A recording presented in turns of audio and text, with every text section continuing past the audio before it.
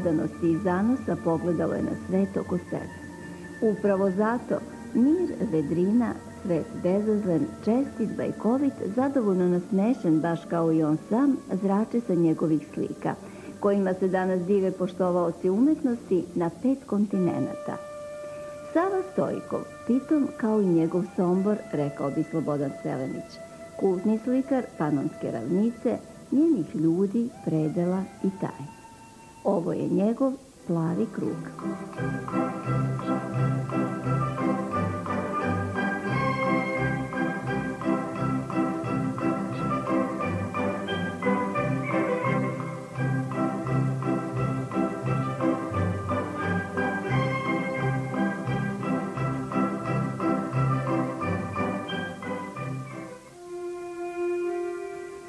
Je iza njega preko 20.000 uljanih slika, više od 2.500 portreta, preko neverovatnih 1000 samostalnih izložbi, iako su o njegovim ostvarenjima, od mladalačkih pa do sopstvenog naivističkog koncepta poetskog realizma, afirmativno pisala brojna značajna pera umetničkog života i čak ga uvrstila među 100 najboljih slikara sveta.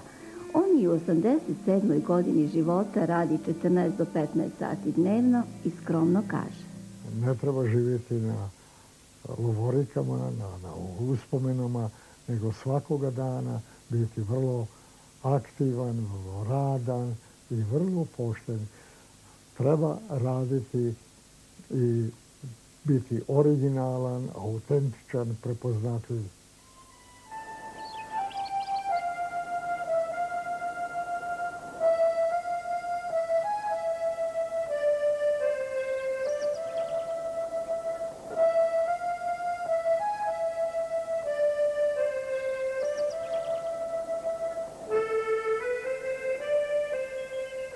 Bez obzira na godišnje doba, već 40 godina unazad svako jutro ustajem u 5 sati i do 11 sati uveče radim.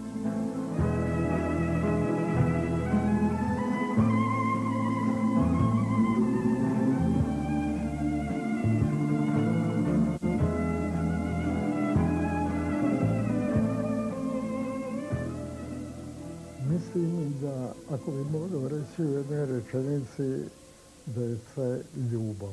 Za mene ljubav smatram da je najveća motivacija. Rođen sam u Somboru, u jednoj maloj seoskoj kućici. Roditelji su mi bili radnici i ja kao dečak sam rado odlazio sa roditeljima, sa njima u polje da radim.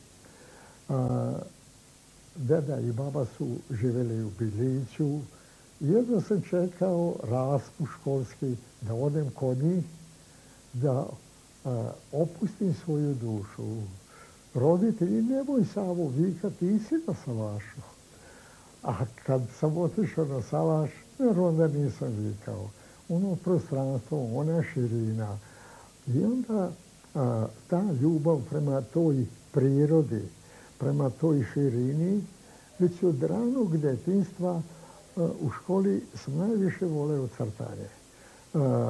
I evo ga, draga moja, da do današnjih dana, od prve moje samostalne izložbe, koja je bila 1945. godine u Osijeku, ali ja ne smatram da moja prva izložba bila dok sam bio dečak u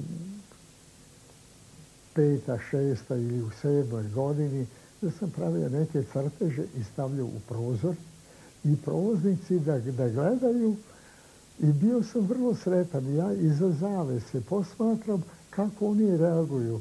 Zastanu, pogledaju, smeju se, nešto komentarišu, ja to nisam čuo.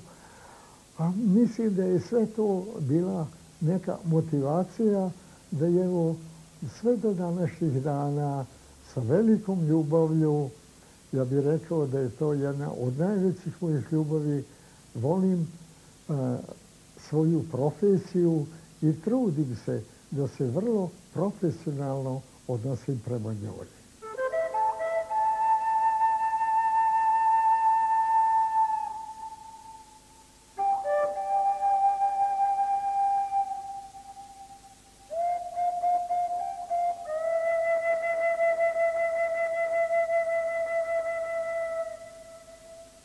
želim reći da nikad nisam imao neke velike planove, jer i smatram da i moja priroda, osjećam, draga Sofija, da imam ovako veliko srce, a ovako malo pameti, malo razuma. Srce je to koje je diktiralo da šta da radim, kako da radim,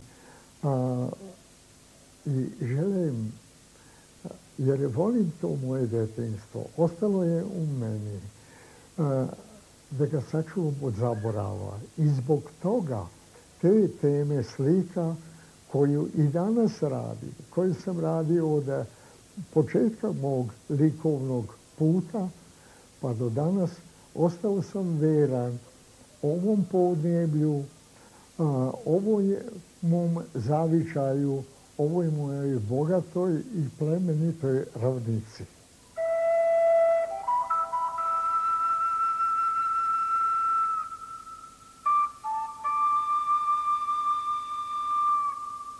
U 3. razredu učitelj Imbrnje se zvao.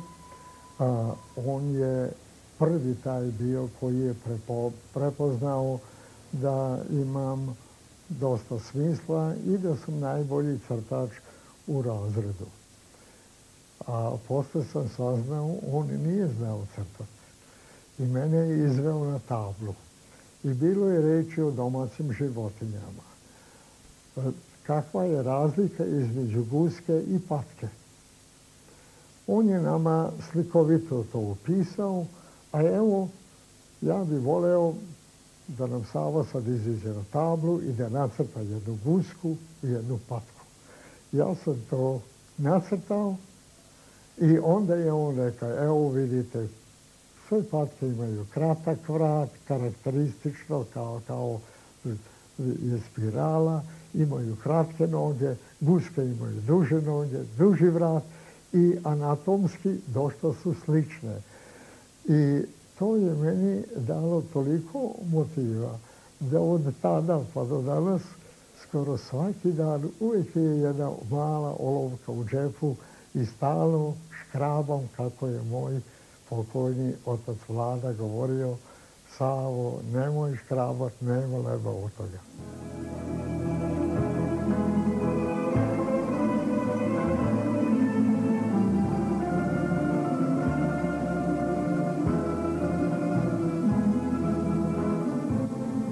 Slikarstvo Save Stojkova Bela Duranci doživljava bajkovitim kosmosom neke poetične Vojvodine sa dijalogom neba i zemlje. Za Slobodana Sanadera ove slike nose emotivnu i dokumentarnu istinu.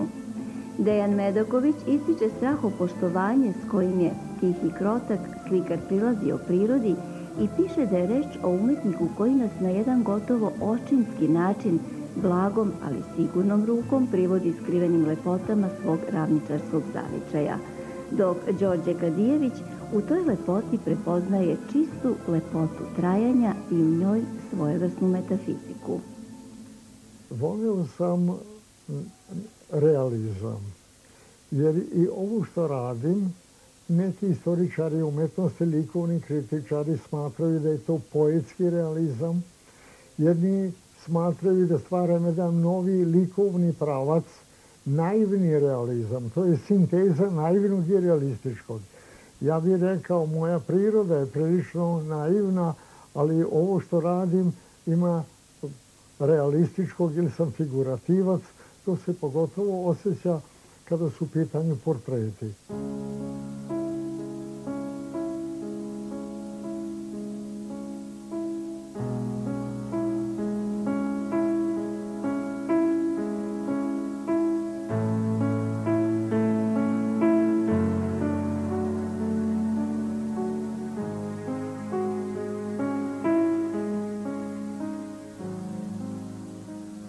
Želim, kad radim jedan portret, da radim osobu koju poznajem ne vizuelno, nego, ja bih rekao, kreativno, da unosim one karakteristične crte koje ta osoba ima. Koji je bio najteži portret, to je bio Slobodan Selenić. Selenić je sedeo u fotelji, pored njega Josip Baber, vodi s njim razgovora, ja ga postavim, kamera, svetlo, svaki moj potez, svaki moj pokret se beleži. Plašim se da li ću uspeti, jer bude u radu ponekad i promašaja. Da li ću uspeti, treba se dokazati da to ja radim, da ne radi drugi za mene i koliko su moje umetnički domet ili vrednosti prisutne. Sjećam se vrlo dobro, ja ga portretiram, a on je vrlo bio teatralan. Priča sa Josipom Babilom, okrenuo se levo, desno. Ne zaboravio da mi pozira. A sećam se